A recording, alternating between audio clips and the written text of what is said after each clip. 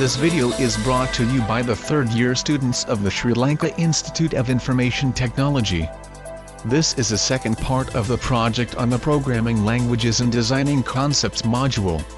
In this video we will be covering the following areas: Bluetooth programming with Python and PyBlues, Bluetooth programming with C and PyBlues, Bluetooth programming with Java APIs, for Bluetooth wireless technology, programming language features comparison and analysis.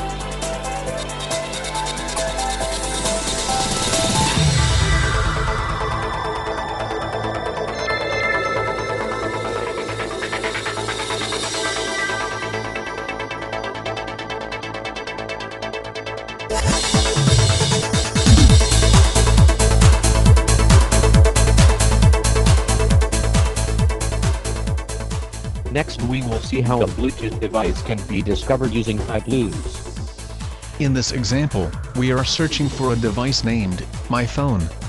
Earlier we talked that each and every Bluetooth device is identified by a unique hardware address.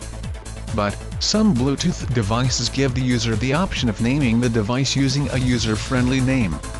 In this example it is My Phone. Next we are calling the PyBlues API method, Discover Devices. This method will return the addresses of devices that are found during the discovery process.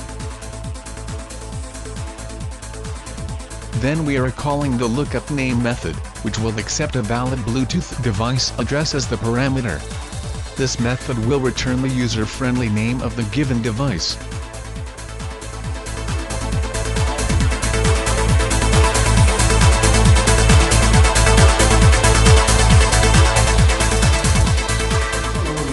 Bluetooth is a proprietary open wireless technology standard for exchanging data over short distance from fixed and mobile devices, creating personal area networks with high level of security. Invented by telecoms vendor Ericsson in 1994. It was originally conceived as a wireless alternative to RS-232 data cable. It can connect several devices, overcoming problems of synchronization. Today, Bluetooth is managed by the Bluetooth Special Interest Group. Bluetooth uses a radio technology called frequency hopping spectrum, which chops up the data being sent and transmits chunk of it up to 79 bands of 1 MHz with in the range 2.4 to 2.48 MHz. This is the globally unlicensed industrial, scientific and medical short-range radio frequency band.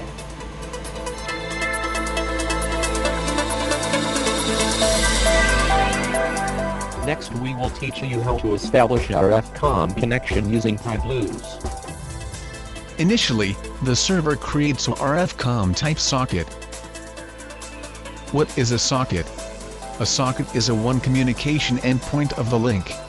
Next it uses the bind method to attach incoming connections with the operating system resources. This method accepts a tuple which specifies the address of local Bluetooth adapter and the port number. You may leave the local Bluetooth device's address empty. Then it will select any of the adapters available, and fill the blank with its address. The listen method puts the socket into listening mode. While it is in the listening mode, any incoming connection will be added to a pending connections queue. The accept method will accept the same amount of incoming connections, as given in the parameter to the listen method. If you pass 1 to the listen method, then accept method will accept only one incoming connection. Accept method will return a separate socket, for the client end of link, and the address and port number of the client. Finally, the server receives data from the client, by using the client socket and prints them out. Now let us take a look at the client part of the code. As described earlier, the client creates a RFCOMM socket, and then it connects with the server, by providing server address and port number as the parameter to the connect method. After the connection has been established, it sends a message to the server using the send method. Finally, it closes the connection by calling to the close method.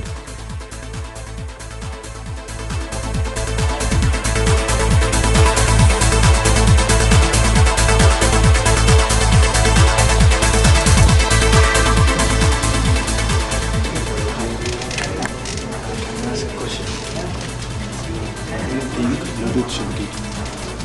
Bluetooth should be. I have not that much studied on the Bluetooth stack, but according to my knowledge, there are several layers of Bluetooth, like object server and the SDP protocol and L2CAP and so on and so forth. With these several layers, the current Bluetooth stack is only capable of sharing data only a single transaction mode. Like, for example, if I want to share a file with you, I would have to send the file, but we cannot do a concurrent transaction in between. So I would like to have some kind of capability of concurrently doing stuff. Like then we will be able to play games online with mobile applications. That would be nice. Wow. And the Apple iPhone 4G, currently is up to come on June 28 or something. They are going to give that kind of a technology out. Like they are saying that it is capable of playing online games with having Bluetooth. Only having Bluetooth, not have do not have to connect it to Wi-Fi or that kind of trouble is not there.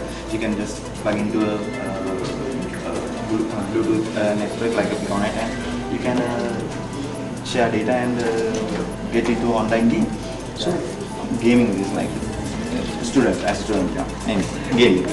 As the mobile industry grows into the industry, we would like, as a single student in the community who's going into the industry, I would be willing to have more capability in my hands, to have a mobile application in my hand and having a very powerful Bluetooth protocol, Bluetooth stack on it. So it will give me capability of reaching the world in a very huge scale. And think on a minute, like having only the now currently running Bluetooth stack is only capable of transmitting data into a 10-meter circle or something.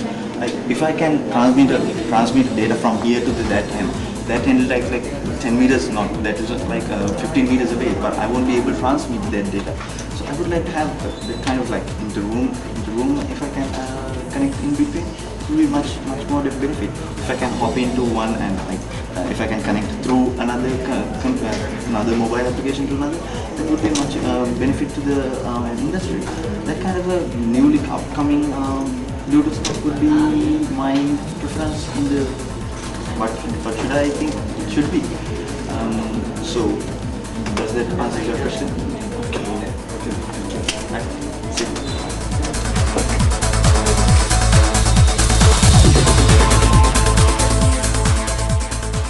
L2CAP4 Logical Link Control and Adaption Protocol is a packet-based protocol. This protocol is a little bit similar to UDP protocol in network programming. We are going to use the same client server applications that we've showed you in previous section to demonstrate L2CAP protocol. Let's move to that part. As you can see, L2CAP coding part is almost identical to RFCOMM. We have placed L2CAP instead of RFCOMM as the parameter of Bluetooth sockets constructor. Then what is the difference between RFCOMM protocol and L2CAP protocol? Well, RFCOMM establishes a communication link prior to sending data packets, whereas L2CAP protocol just sends data packets without establishing a communication link between client and server.